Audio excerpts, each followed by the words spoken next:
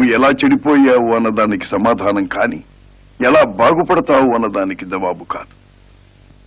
నేను కోరుకునేది తెల్ల కాగితం లాంటి కొడుకును.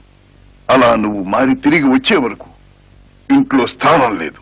ఏమండి, వాడి చేత తప్పు చేయించింది నేను. ఆ శిక్ష ఏదో నాకు వేయండి.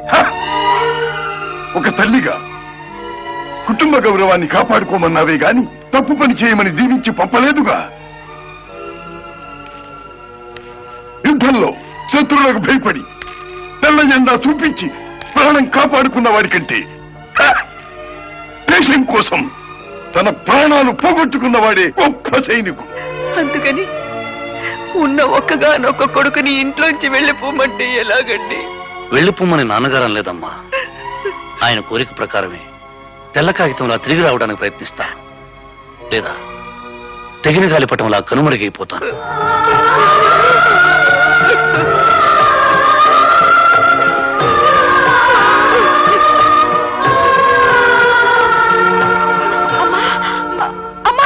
ఇల్లు కూడా దేశం లాంటిదే కదా తాతయ్య, మరి మొక్కలు ఆగురుదు కదా తాతయ్య. మావయ్య వెళ్ళిపోతున్నాడు తాతయ్య. తాతయ్య, కాశ్మీర్ కదిలిపోతుంది. కాశ్మీర్ ఎక్కడికి పోదురా, అది మన శరీరంలో ఒక భాగం. ఏంటి శివాజీ నువ్వు అంటుంది?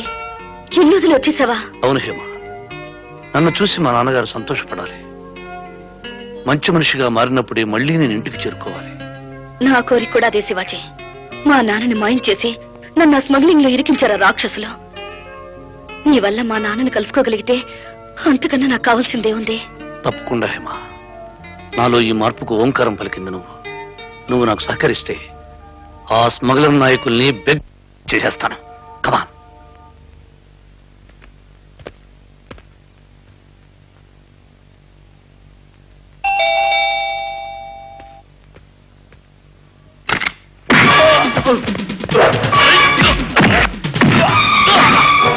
Hello, police station.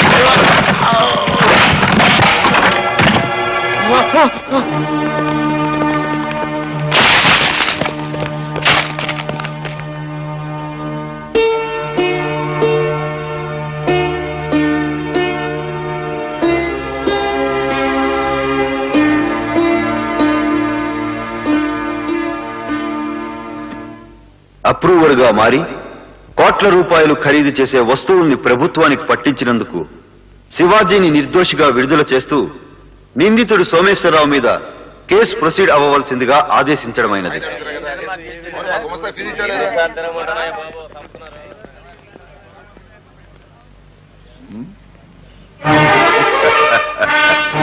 నా ఛాలెంజ్ నెరవేర్చుకున్నాను. నా కొడుకును కడిగిన ముత్యంలా తెచ్చుకున్నాను. నీ కొడుకును కోర్టు మెట్లెక్కిస్తున్నాను. మాలాంటి వాళ్లను కోర్టు దాకా తీసుకురాగలరు గాని జైలు దాకా పంపలేరు మిస్టర్ చంద్రకాంత్. ఉరితాడు తప్పించుకున్నా మా గురితాడు తప్పదు. జైలుకెళ్ళకపోతే శ్మశానానికి పంపుతాం. హిమాలయ పర్వతాలకు అవతల మా నాన్న, వింధ్య పర్వతాలకు యువతల నేను. దేశం విడిచి కూడా పారిపోలేరు మీ బాబు కొడుకు. అది ఆనాటి తండ్రి ఛాలెంజ్. ఇది ఈనాటి తండ్రి కొడుకుల ఛాలెంజ్.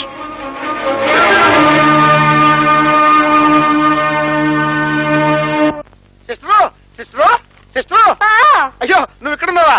నీ మొగుడు దొరికాడు. ఏంటబ్బాయి నువ్వు అనేది? అవును పెద్దమ్మా, ఈ అబ్బాయి ఎవరో కాదు, మేజర్ చంద్రకాంత్ గారి కొడుకు. అమ్మా నా నాథుడు. ఇంకా ఆలోచిస్తానండి పెద్దమ్మా, ఉన్న పనులుగా మనం ఒకటికి వెళ్ళాలి. ముందు మీరు రిక్షా తొక్కండి, ఎడకాలని కూర్చుంటా. సారీ ముందు నేను రిక్షా తొక్కుతా, ఎడకాల మీరు కూర్చోండి. షిరిడి సాయినాథ, నీ దయ వల్ల మా కుటుంబంలోని సమస్యలన్నీ తీరిపోయాయి. ఇక మీదట నాకు ఏ సమస్యలు రాకుండా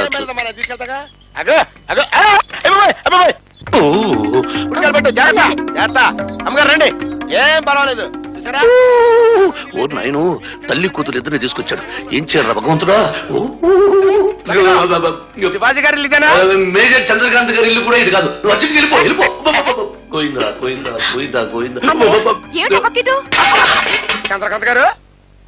చంద్రకాంత్ గారు గురుగారు, తమ కోడల్ని తీసుకొచ్చానండి. ఎవరిని? మన కోడలండి. కోడళ్ళ?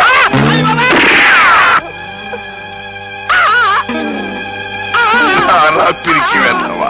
అయ్యి బాబా, మీ దండ పెడతారు బాబోయ్. నమస్కారం అండి. నువ్వు ఫోటో పట్టుకుని భర్త కోసం వెతుకుతున్న పిల్లవు కదూ? అవునండి. ఈవిడండి ఆవిడ కూతురండి. ఆవిడేమో ఈవిడికి తెల్లండి, ఆవిడే మీకు వియ్యపురాలండి. అయ్యా, తమరలా తుపాకీ గురి పెడితే మలమూత్రాల కిందకి పై ప్రాణాలు పైకేనయ్యో. రాజశేఖరం గారు మా వారు.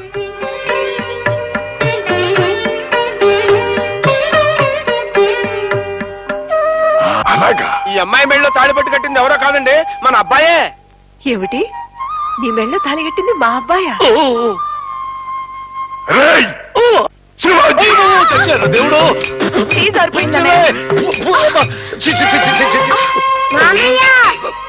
దొంగలాగా ఎక్కడ దాక్కున్నావా?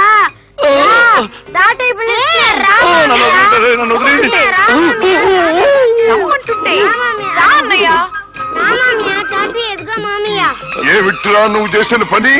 అది ఈ పిన్ని నాటకాలు చాలు, నిజం ఒప్పేసుకోండి. తండ్రి, మీకు తెలిసిపోయింది నిజం. క్షమించు. ఒకనొక క్లిష్ట పరిస్థితిలో ఆ తప్పిదము జరిగినది. అప్పుడే తాళి కట్టితని. నా కొడుకు నీ కూతుర్నిచ్చి పెళ్లి చేస్తానని చనిపోయే ముందు రాజశేఖర్ గారికి మాట ఇచ్చానన్నారుగా. తప్పు చేసిన మీ మాట నిలబెట్టాడు. ఆశీర్వదించండి. అమ్మో, నూరేళ్లు చల్లగా వర్ధిల్లు తల్లి. ఇంకా అలా చూస్తూ నిలబడతావేంటి కల్ప వల్లి? మావయ్య గారి పాదపద్మముల మీద పడి ఆశీర్వాదాలు తీసుకో. పడు. ఆశీర్వదించండి మావయ్య. శతమానం భవతి. ఆ స్వీట్స్ చాలా ఇంకా తేనా? అబ్బా, మీకు గుర్తులేనట్టు.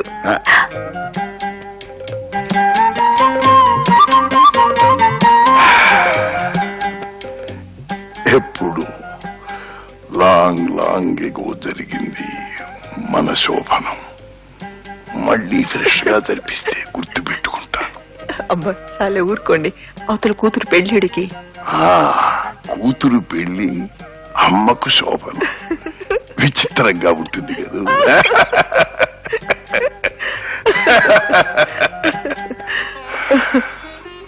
ఎన్నాళ్ళయింది సావిత్రి నీ ముఖంలో నవ్వు చూచి. ఇలా ఎన్నో ముచ్చట్లకు దూరమై ఈ సంసారాన్ని ఈదుకుంటూ వచ్చావు. ఎన్నాళ్ళు కలిసున్నావనేది కాదండి, ఎటువంటి భర్తను పొందగలిగాననేది ఆడదానికి ముఖ్యం. ఇంకా చాలా టైం ఉంది. టైం లేదు, గేమ్ లేదు. వెళ్ళొద్దునా ఏమనుకున్నావు? లోపల హౌస్ ఫుల్. ఖాళీ లేదు, గిళ్ళి లేదు. లోపల డాడీ మమ్మీ ఉన్నారు. ఏమిట్రా ఇలా వచ్చావు? ఏం లేదు, ఊరికే. శోభనం వాళ్ళకండి, మీరు బయటికి రండి. Best of luck. Thank you daddy, thank you. God bless, God bless.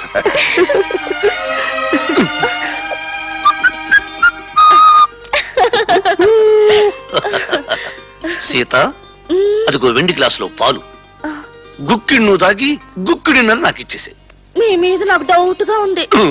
నా మీద నీవి డౌటా? ఉంటూ నీ పని చెప్తా. ఇదేం పంచలాగుతున్నావు?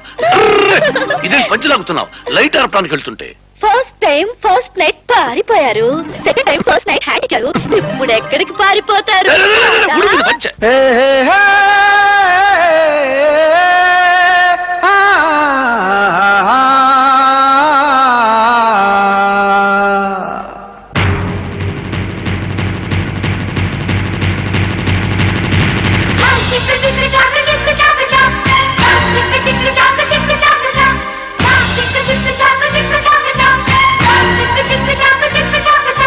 బుంగమూతి బుజ్జి మొగ్గ రంగు చేసుకుందిరో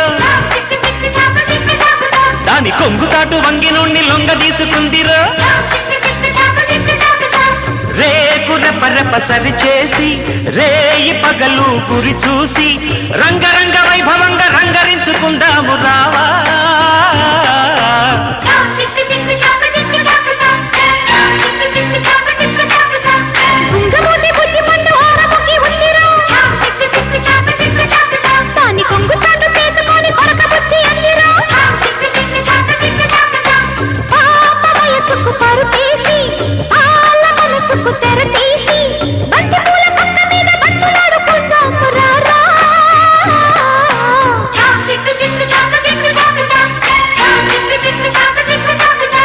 బుంగమూతి బుజ్జి మొక్క రంగు చేసుకుందిరో దాని కొంగు తాట చేసుకొని కొరక బుద్ధి అందిరా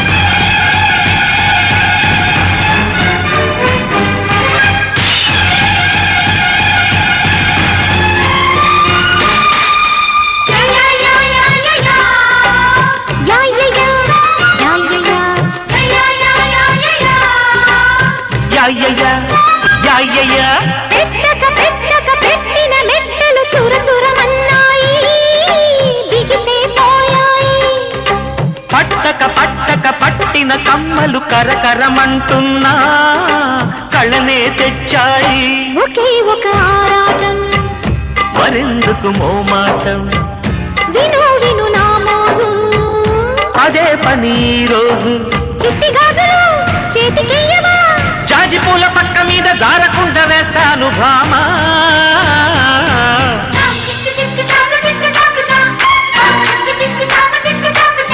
బుంగమూతి బుజ్జి మొగ్గ రంగు చేసుకుందిరో దాన్ని కొంగు చాటు చేసుకొని కొరక బుద్ధి అందిరా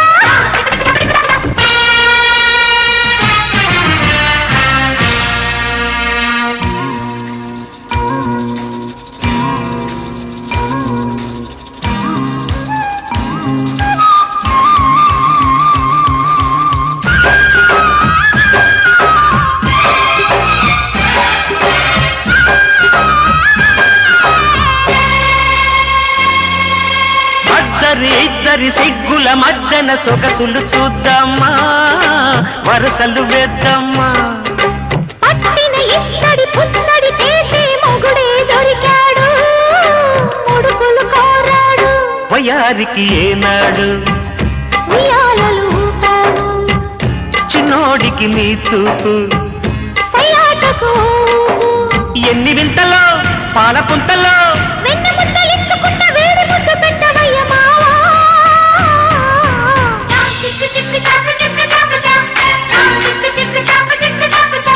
బుంగమూతి బుజ్జి మొగ్గ రంగు చేసుకుందిరో దాని కొంగు చాటు వంగి నుండి లొంగ తీసుకుందిరో